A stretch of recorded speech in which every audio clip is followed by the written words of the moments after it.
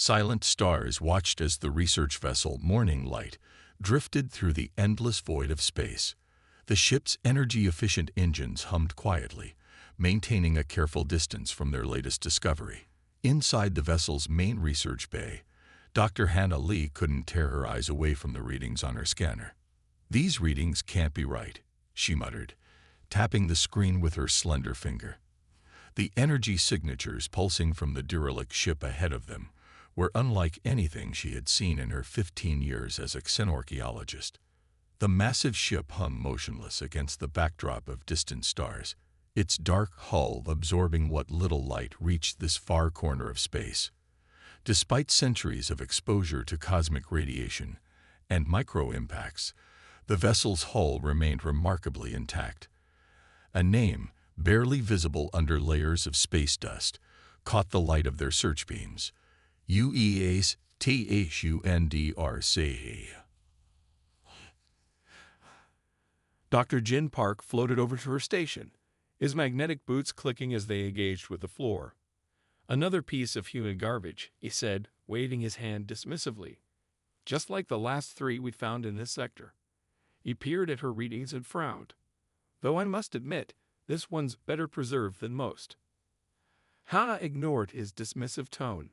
For the past 6 months, their team had been following a trail of unusual energy signatures across this unexplored sector. Each signature had led them to human artifacts, pieces of technology left behind by a species that had vanished centuries ago. But this was different. Much different. "Look at these power readings," she said, pointing to the pulsing lines on her screen. "They're weak, but they're there. And they're regular, too regular to be random energy discharges." "Residual radiation," Jin said with a shrug. These human ships were notorious for their primitive nuclear power systems. Probably just leftover radiation from their reactor core. But Hannah wasn't convinced. She adjusted her scanner sensitivity and focused on a particular section of the massive warship. The readings showed clear patterns that reminded her of something she had seen in old technical manuals about human computer systems. "Captain Song," she called out, "can we get closer? I need better readings of the ship's central section." The warning light's engines pulsed softly as they drew nearer to the derelict vessel. As they approached, the true scale of the Thunderchild became apparent. The human warship dwarfed their research vessel, its hull stretching over 1 kilometer in length. "Amazing preservation," muttered Dr. Kang, their materials specialist, as he studied the hull through high-powered cameras. "The armor plating shows minimal degradation. Whatever alloy they used, it's held up better than our modern composites would have." Jin snorted. "That's because it's so primitive. Simple metal alloys are more stable than our advanced materials. But they're also far less effective." Hannah's scanner beeped, drawing her attention back to the readings. As they got closer, the energy signatures became clearer. They weren't random at all. They were cyclical, organized, like a heartbeat. "This ship isn't dead," she whispered, more to herself than her colleagues. "It's sleeping." Before anyone could respond to her observation, their communication system crackled to life. A holographic form of Counselor Kim appeared in the center of their research bay, his expression stern. "Dr. Lee, Dr. Park, your discovery has been noted. The Galactic Council is dispatching a recovery team to your location. The specimen will be transported to the Central Galactic Museum for study and display." "But Counselor," Hannah protested, "we haven't even begun our preliminary analysis. The energy readings suggest." "The Council has spoken," Kim interrupted. "This relic will make an excellent addition to our exhibition on extinct species. Your team will be credited for the discovery, of course." The transmission ended abruptly, leaving Hannah staring at the empty space where the hologram had been. She turned back to her scanner, studying the rhythmic pulses of energy emanating from the massive warship. "Just another artifact for the museum," Jin said, patting her shoulder. "At least this one's impressive enough to get us some recognition." But as their ship maintained its vigil over the silent giant, Anna couldn't shake the feeling that they were making a terrible mistake. The Thunderchild wasn't just another relic. The steady pulses of energy, the preserved systems, the unusual readings. Everything pointed to something more. This wasn't a dead ship. It was waiting for something. And as she watched the massive vessel through the research bay's viewport, she could have sworn she saw a faint light flicker deep within its dark hull, like an eye-opening for just a moment before falling back into its ancient slumber. The recovery ships would arrive soon, and the Thunderchild would be taken away to be displayed as a curiosity. A remnant of a species the galaxy had long since dismissed as primitive and extinct. But Hannah knew better. She had spent her career studying human artifacts, and something about this ship felt different. It felt alive. And as she recorded her final readings before the recovery team's arrival, she couldn't help but wonder if the galaxy's dismissive attitude toward human technology would someday prove to be a costly mistake. The grand exhibition hall of Station 7 sparkled under the carefully arranged lighting, its high transparent ceilings offering a spectacular view of the surrounding nebula. Chief Curator Dai Kim adjusted his formal robes as he guided another group of important visitors through the museum's newest and most impressive exhibition. "As you can see, honored guests," he said, gesturing toward the massive warship suspended in the shimmering containment field. "The UES Thunderchild represents one of our finest examples of human military vessels. Notice the crude but surprisingly durable hull construction." The gathered dignitaries murmured appreciatively, their various species showing interest in their own unique ways. The Altarian ambassadors' fin crests rippled in appreciation, while the Varaxian representatives' compound eyes reflected the ship's dark hull in countless fragments. Of course, while impressive in size, the vessel's technology is quite primitive by our modern standards, Kim continued, allowing a small note of superiority to enter his voice. The humans relied heavily on projectile weapons and nuclear power, quite barbaric, really, compared to our energy-based systems. Dr. Hannah Lee, standing at the back of the group, fought to keep her expression neutral. 3 months had passed since they had found the Thunderchild, and her concerns had been repeatedly dismissed. The energy readings she had detected were explained away as residual radiation, or sensor malfunctions. Now the ship hung here like a stuffed trophy, its secrets still locked away behind its dark hull. The evening's exhibition was in full swing, with hundreds of the galaxy's elite wandering through the vast museum halls. The Thunderchild dominated the central chamber, its massive form casting shadows across the gathered crowds. Somewhere in the ship's depths, unnoticed by the sophisticated sensors monitoring it, something stirred. The first warning came at 21:37 station time, a minor fluctuation in the power grid, dismissed by maintenance as a routine surge. Then another at 21:42, slightly stronger. By 21:45, the station's chief engineer was beginning to look concerned at his readings when everything went to hell. The attack came without warning. The Morgothi raiders, notorious for their brutal efficiency, breached the station's outer defenses with practiced ease. Their ships, sleek predatory forms designed for war, cut through the station's peaceful space like sharks through calm waters. Panic erupted in the exhibition hall. Dignitaries rushed for the emergency exits as security forces scrambled to respond. Energy weapons fire crisscrossed the space above the crowds, scoring black marks on the previously pristine walls. "Everyone to the shelter areas," Kim shouted, trying to maintain order as chaos erupted around him. "Security protocols air." He never finished his sentence. A stray shot from a Morgothi weapon struck the containment field generators. The shimmering field around the Thunderchild flickered once, twice, and died. In the confusion, no one noticed the first signs of life from the ancient warship. Deep within its armored hull, circuits that had lain dormant for centuries began to warm. Backup power systems, designed to last for millennia, kicked in with perfect precision. In the ship's central core, in a chamber that had been sealed since humanity's disappearance, something awakened. Panels lit up one by one, casting a soft blue glow through the previously dark space. Data began flowing through systems that had waited patiently for this moment.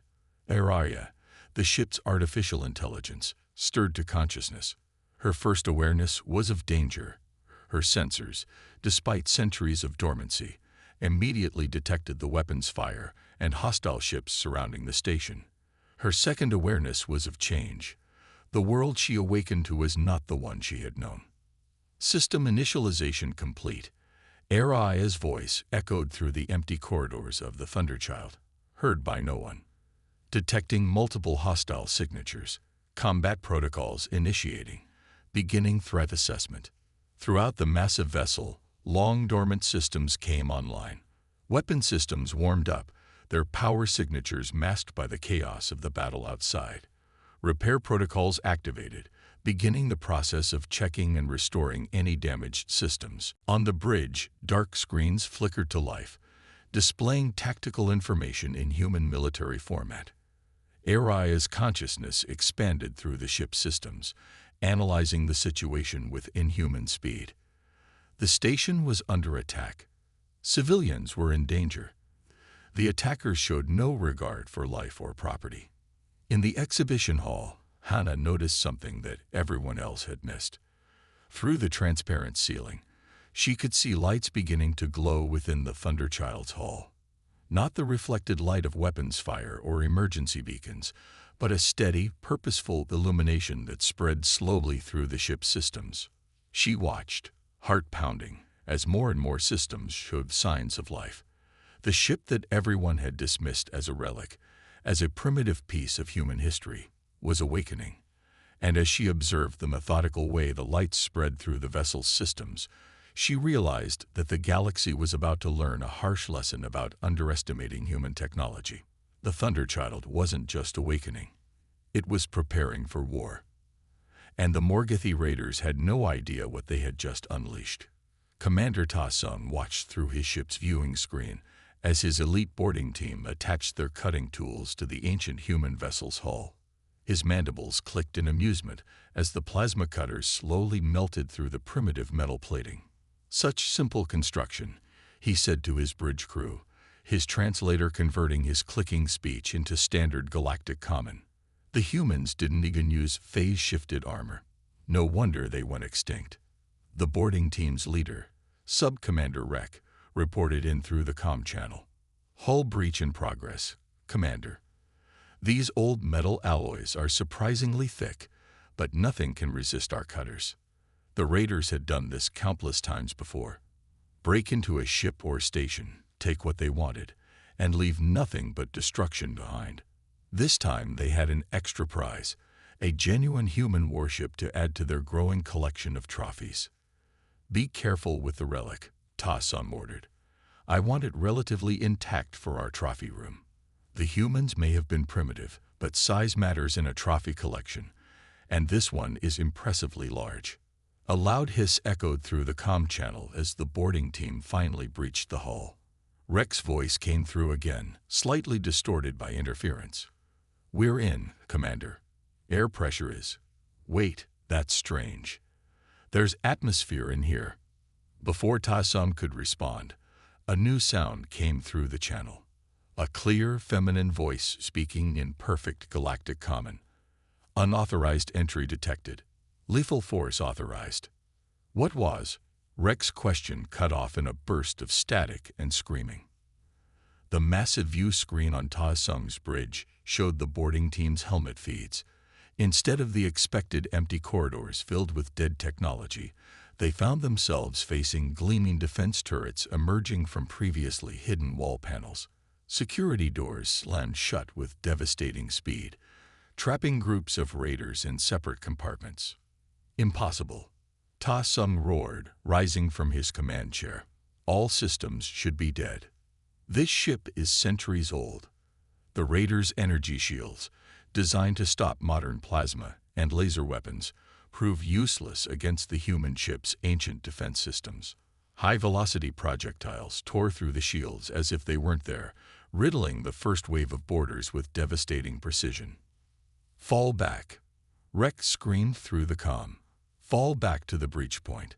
But the security doors had already sealed their retreat routes. Inside the Thunderchild, Araya's consciousness expanded through every deck and compartment. Her sensors tracked each intruder with perfect accuracy, identifying weapons and armor types, analyzing their technical capabilities, and adjusting her response accordingly. Analyzing hostile forces, her calm voice echoed through the ship's corridors.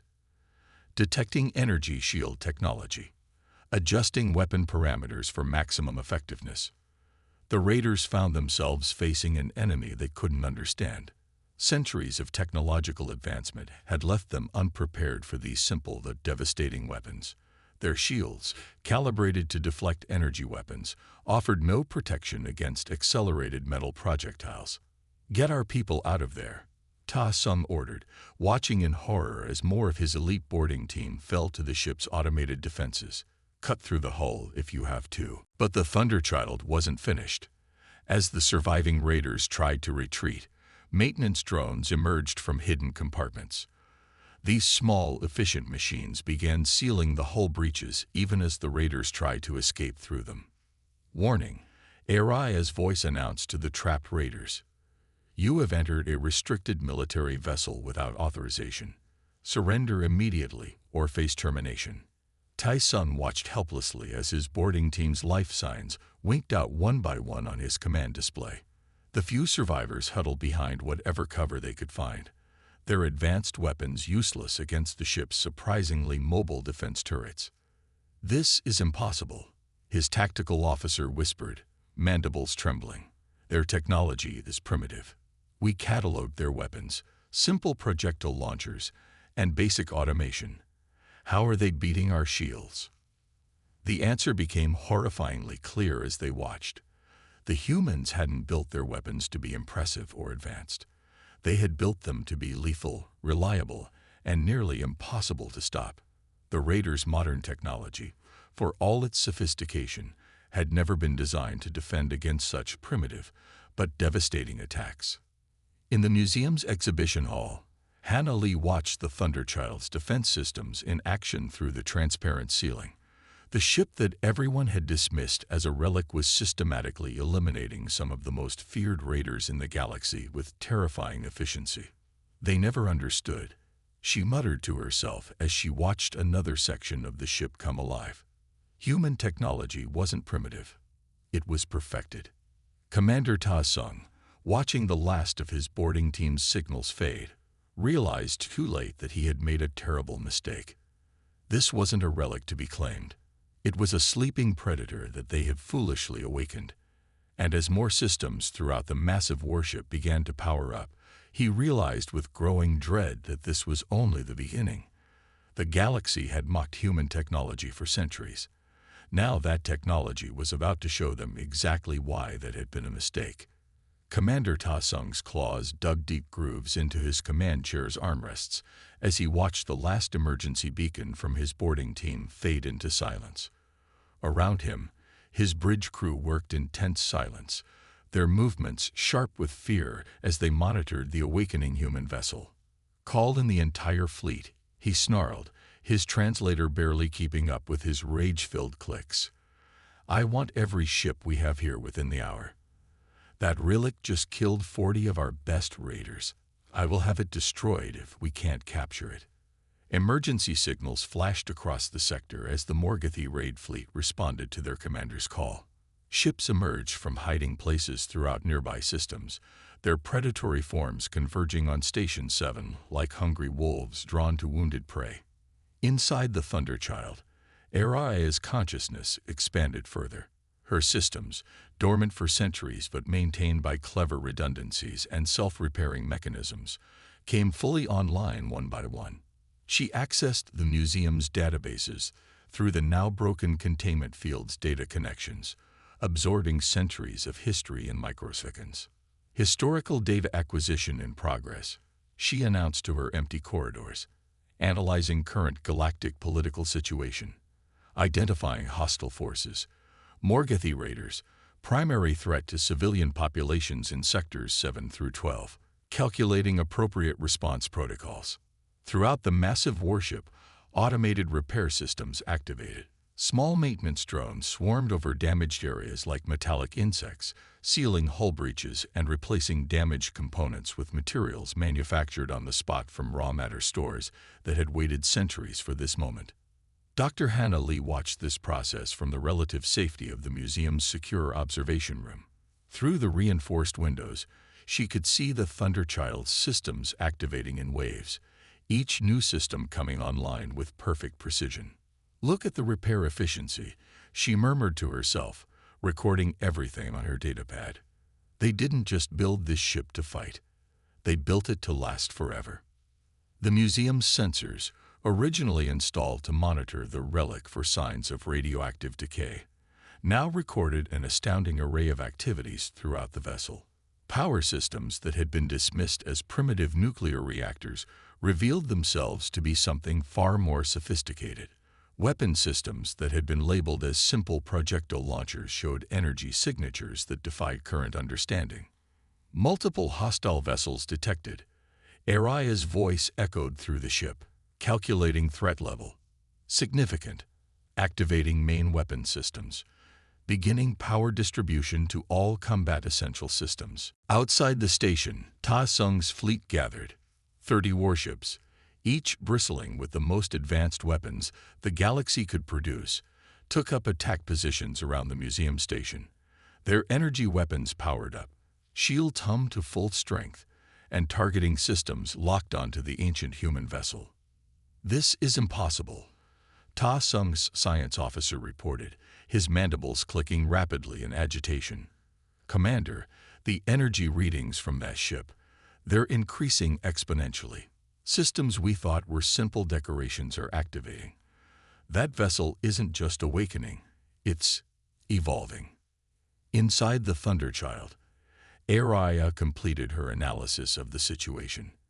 Her tactical systems identified each enemy vessel, analyzing their capabilities through both direct sensor readings and historical data from the museum's records. She noted their shield frequencies, weapons capabilities, and structural weaknesses with cold precision. "Threat assessment complete," she announced. "Hostile fleet composition analyzed. Calculating optimal combat strategies. Warning: civilian presence detected on station. Adjusting tactical protocols to minimize collateral damage." Dr. Lee watched in fascination as previously unseen weapon ports opened along the Thunderchild's hull. What had appeared to be simple armor plates shifted and transformed, revealing systems that defied current understanding of physics and engineering. "They never understood," she whispered, furiously recording data. "Humanity didn't build disposable ships like we do. They built them to endure, to adapt, to overcome anything they might face, even enemies they hadn't met yet."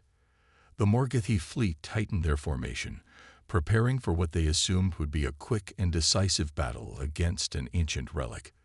Their sensors showed power building in the human vessel's systems, but they dismissed it. After all, how dangerous could centuries-old technology be against modern warships? As the Thunderchild's systems reached full power, Araya made one final announcement that echoed through both the ship and the station's comm systems. "Combat protocols fully activated. Primary directive: protect civilian life. Secondary directive: neutralize hostile forces. Beginning combat operations." The galaxy was about to learn why humanity's warships had been built to last centuries. They were about to discover that what they had dismissed as primitive was actually something far more dangerous. Technology that had been perfected to the point where it appeared simple, built by a species that had learned the hard way that the most effective weapons weren't always the most flashy.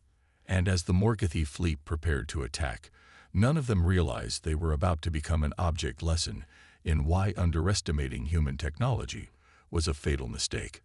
30 Morgothi warships hung in perfect attack formation around Station 7, their sleek hulls gleaming with the latest in stealth coding technology. Commander Ta Sung stood on his flagship's bridge, mandibles clicking in anticipation as his fleet's targeting systems locked onto the ancient human vessel. "All ships, open fire," he commanded. "Show this relic what real weapons can do." Hundreds of energy beams lanced out simultaneously, their brilliant light turning the space around Station 7 into a web of deadly radiation. Modern shields would have collapsed instantly under such an assault. But when the light faded, the Thunderchild floated unchanged, its dark hull absorbing the attack as if it were nothing more than a light show. Impossible. Ta Sung's weapons officer gasped. Our sensors show 0 damage to their hull structure. Before they could fire again, Araya's calm voice echoed through every ship's communication system. Warning, your weapons are ineffective. Surrender now, or this unit will be forced to respond with lethal force. The Morgothi response was predictable. Another barrage of energy weapons, this time at maximum power. Again, the beams splashed harmlessly against the Thunderchild's hull. Very well, Araya announced. Commencing counterattack. The Thunderchild's response started subtly. Ports along its hull opened silently, revealing what looked like primitive metal tubes to the Morgothi sensors. The raiders had just enough time to feel confused before hell broke loose. The first salvo from the Thunderchild's railguns turned 3 Morgothi ships into expanding clouds of debris. The projectiles, accelerated to near-light speed, passed through their advanced shields as if they weren't there. Modern shield technology, designed to stop energy weapons, had no defense against physical objects moving at relativistic velocities. Evasive action. Ta Sung screamed, but it was too late. The second wave of attacks introduced the raiders to humanity's mastery of nuclear weapons. Not the crude atomic bombs of early human history, but precisely engineered tactical warheads designed to produce specific effects. EMP bursts knocked out shield generators.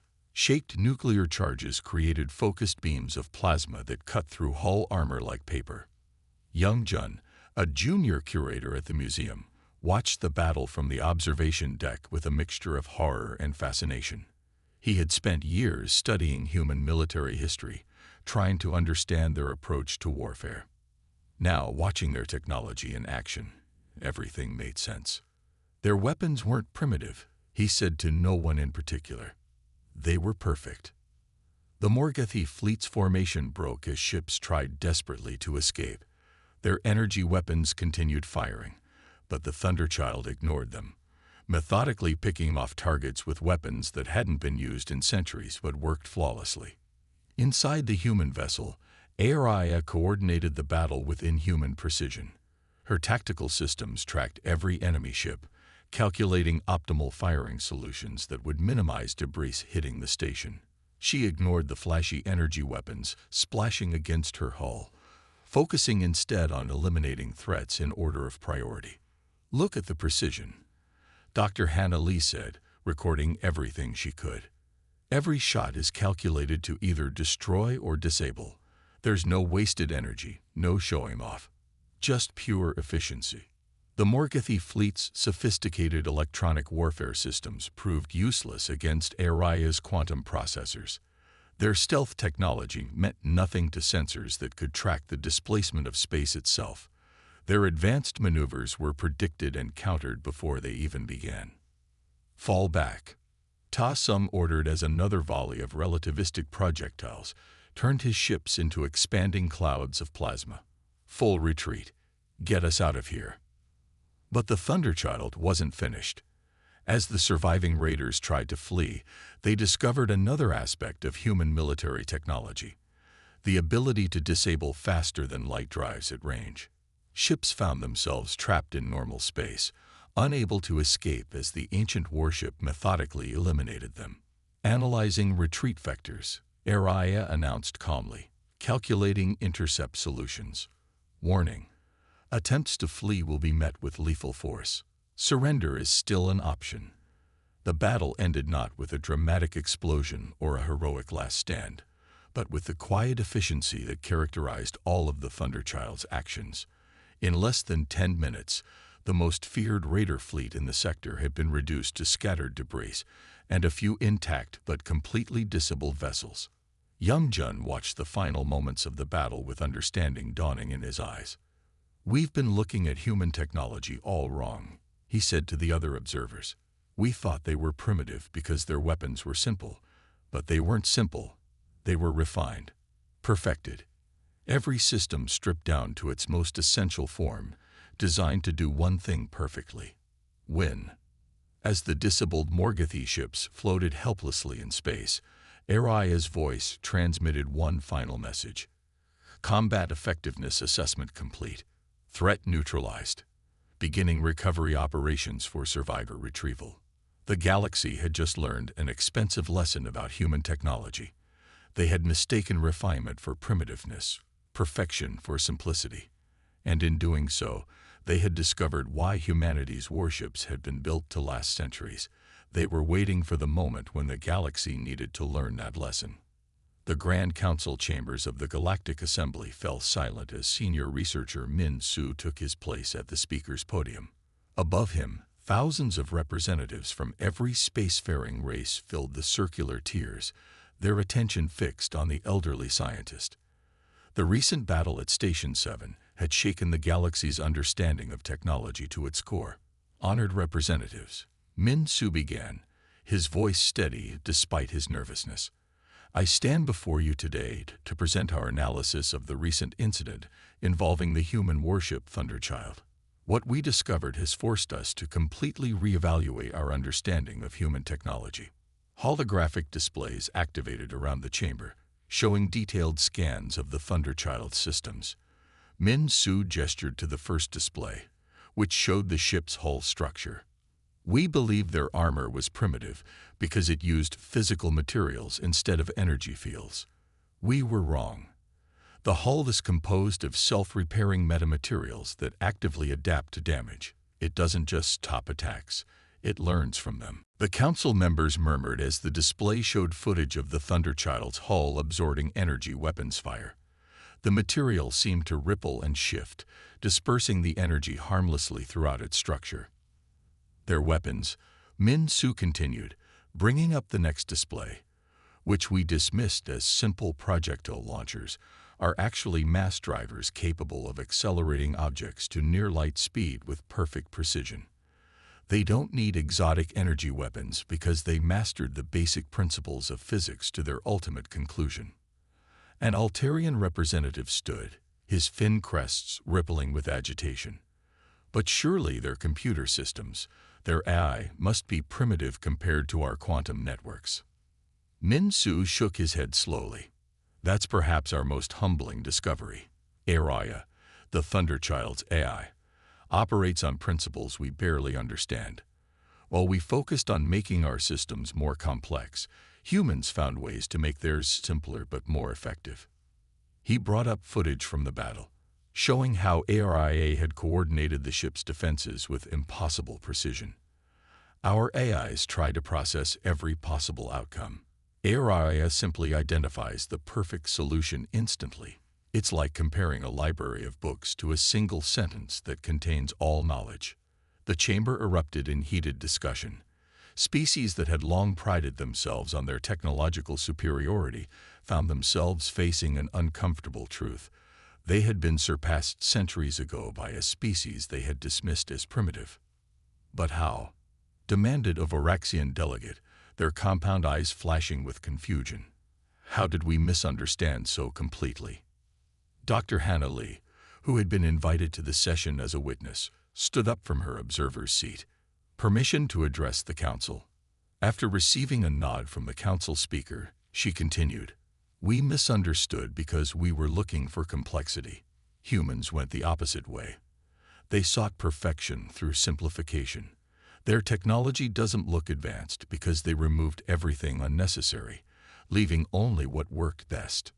She brought up her own data from studying the Thunderchild. Look at their nuclear weapons. We abandoned them for energy weapons centuries ago. But humans perfected them instead, creating weapons that could precisely target specific effects. They didn't try to find new solutions. They perfected the old ones. The council chambers grew quiet as the implications sank in. Everything they had dismissed as primitive was actually the result of centuries of refinement. The simple was actually the sublime. Min Su took control of the presentation again. We've discovered similar principles throughout all their technology. Their medical systems don't use complex energy fields. They use precisely engineered nanomachines that simply work. Their FTL drives don't tear holes in space. They slip through it like water through sand. And there's more, he added, his voice growing serious. We've detected energy signatures matching the Thunderchilds from at least a dozen locations across the galaxy. There could be more of these ships out there, waiting. The council speaker, an ancient meridian whose crystalline form sparkled in the chamber's light, leaned forward. "What are you suggesting, senior researcher?" "I'm suggesting that we need to completely reevaluate our understanding of technology. The humans didn't die out or go extinct. They simply built their technology to last until it was needed. And now that the Thunderchild has awakened." He left the sentence hanging, but everyone in the chamber understood the implication. If one human warship could defeat an entire modern fleet, what else had humanity left behind? What other primitive technologies were actually perfect weapons waiting to be awakened? "We need to change our approach," Min Su concluded. "Instead of pursuing ever more complex solutions, we need to study what the humans understood. That true advancement doesn't mean making things more complicated. It means making them perfect." As the council descended into intense debate, Dr. Lee smiled slightly to herself. In the end, humanity's greatest achievement hadn't been building advanced technology. It had been understanding when technology was advanced enough. And now the galaxy was finally beginning to understand that lesson.